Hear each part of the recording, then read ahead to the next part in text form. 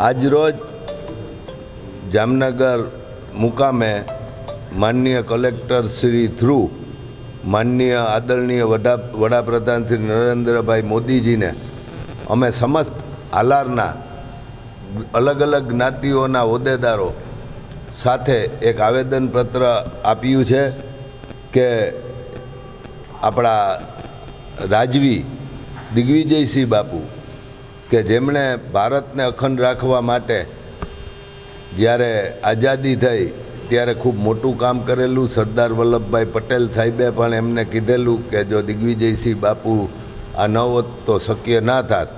એટલે એ બાબતની અમે નોંધ લઈ અને સર્વ સમાજ અને સર્વ જ્ઞાતિના અને સર્વ આલારના વાસીઓની લાગણી એવી છે કે દિગ્વિજયસિંહ બાપુને ભારત રત્ન મરણોત્તર ભારત રત્ન એવોર્ડ આપવો જોઈએ એવી અમારી સૌની રજૂઆત છે.